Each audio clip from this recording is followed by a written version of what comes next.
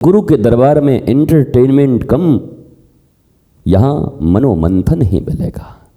तुम्हारे मन की मथाई होगी और जहर निकले तो किसको अच्छा लगता होगा। जहर तो विष है ना, कालकूट विष है, जलन है उसमें, अग्नि के जैसा है। मिर्ची लग जाए तो कितना खराब लगता है, जहर लगे तब।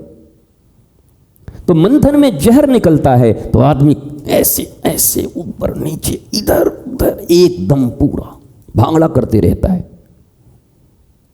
पर वेट करो, लक्ष्मी भी आएगी, अमृत भी आएगा, कौस्तुभ भी आएंगे, सब मिलेंगे। पर मंथन में पहले आता है, पहले क्या निकला था? पहली मथाई हुई तो क्या निकला? मंथन हो रहा था अमृत के लिए, अब पहले ही निकल गया जहर। देवताओं ने कहा कि हे भगवान, हमारी किस्मत कब ठीक होगी। इतना मेहनत से सोचे कि अब घड़ा निकलेगा और निकल गया विष। ये तो हमारे काशी वाले बाबा नहीं होते तो देवता से थोड़ी ये विष कुछ होने वाला था। देवता लड़ पड़ते आपस में, तू पी तू पी। तो नहीं, सब जने पिया, एक चम्मच आवा।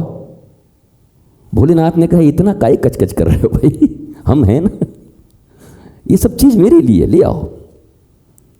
और कल ही परसों मैं आपको कह रहा था कितनी प्यारी बात है, हमारा ठाकुर माखन मलाई रोज खाता है और सांवला और कलुआ है, और वो विष पी करके भी कर्पूर गौरम करुणावतारम संसार सारम भुजगेंद्रहारम, कपूर की तरह गोरे हैं। विष पी रहे हैं और गोरे हैं। और यहाँ मलाई खा के ठाकुर जी हमारे काले हो गए। इसलिए भैया ज़्यादा माल बढ़िया खा करके मत सोचो कि ठीक हो जाओगे। ठीक ठाक नियत रहे तो विष पी के भी कर्पूर की तरह गौरांग बदन रह सकते हैं। तेजस्विता होगी, ओजस्विता होगी जीवन में, भोलेनाथ की तरह, शंभू की तरह, महादेव की तरह। इसलिए सती के प्रसंग से इतना ही सीखिएगा कि कथा में बी अटेंटिव, अटेंशन के साथ श्रवण करिए। रुचि नहीं आएगी, रुचि नहीं आती, रुचि आती तो सब कोई कर लेता ना।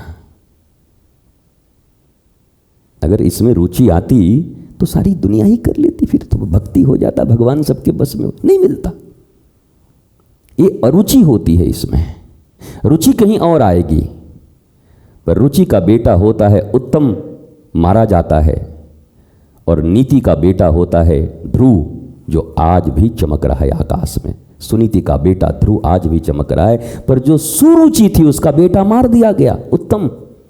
यहां हम रुचि से उत्तम चीज खाना चाहते हैं, उत्तम से उत्तम चीज पाना चाहते हैं, बट ये सब ठहरने वाले नहीं हैं, मॉर्टल हैं, शाश्वत नहीं है, मिटेंगे।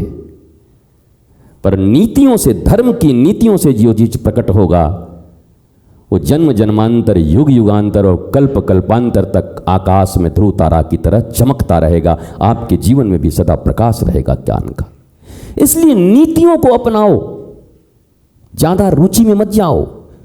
रुचि तो अभी ये होगा कि बैठ करके पूड़ी सब्जी खीर मिले तो बोला, आज पूछें कि आज का प्रवचन हो कि आज बढ़िया प्रसाद है खाया जाए, गुरु जी आज रहने दिया जाए, अब कल किया जाएगा प्रवचन। इसमें रुचि किसकी है?